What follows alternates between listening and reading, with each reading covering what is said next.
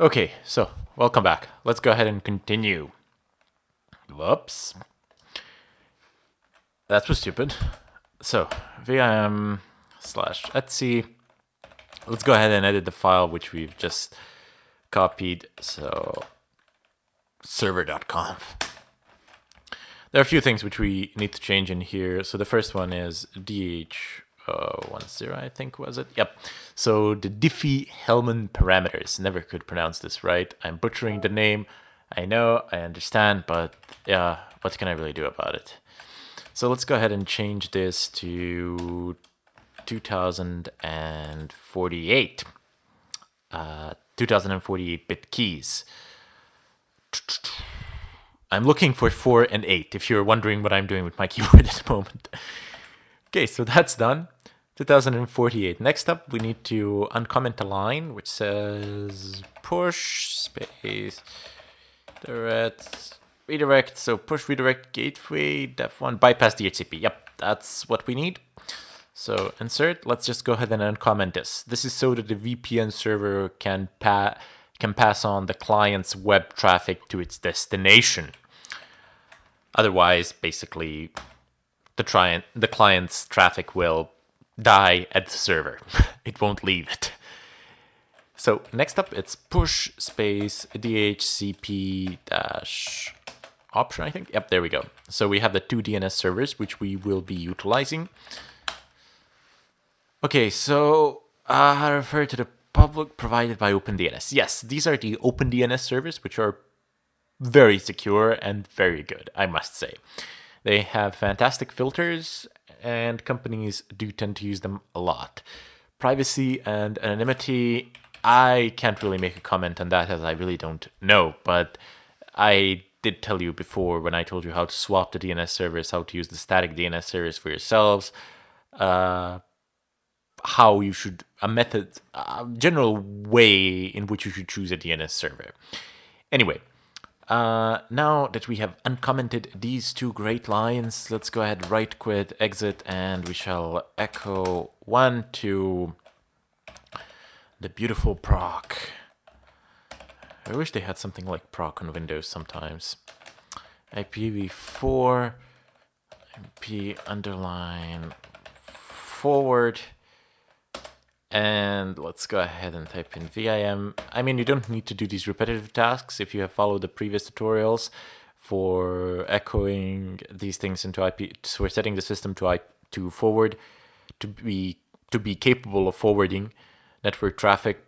But it does no harm really to echo 1 twice into this. I mean, you're just substituting the value. If you have 1 there already, 1 will get substituted with 1, so no big deal.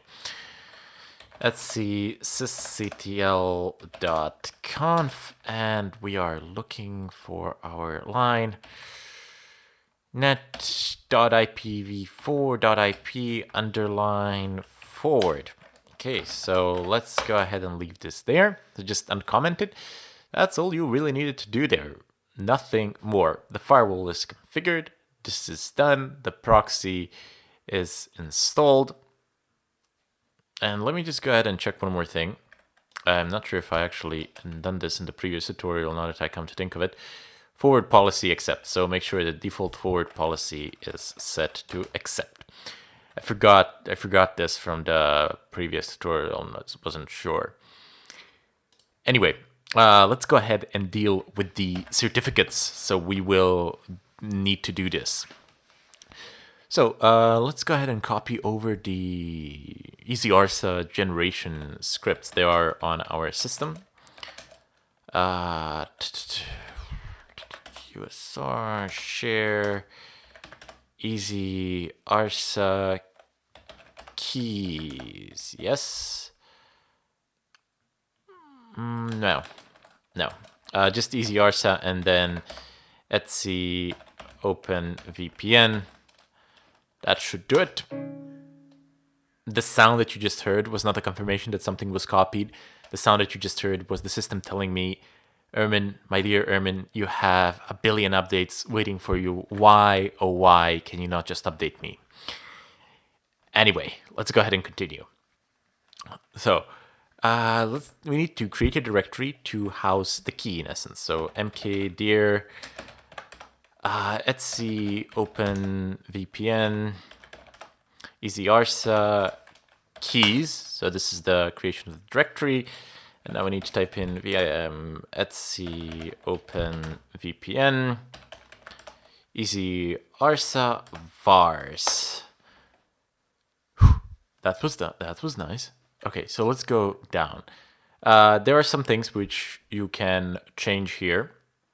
We're just gonna change one really, but you can change a ton load of parameters. Here, let me show you some of the obvious ones which are subject to change. Okay, so export ECR, okay, PWD, that's fine.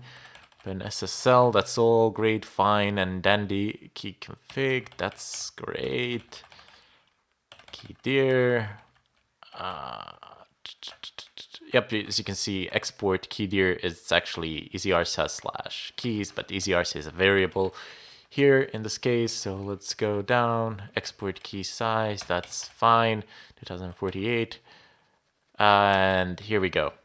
So these are some of the obvious things that you can change for your certificate. You can set the country, the province, city, or some organization, mail. And I have no idea what this is, like my organizational unit. So you can, these are arbitrary, so you can set these pretty much to whatever you like, technically speaking. This is what I would like to change here. The key name is also arbitrary. Let's name it server. Very innovative.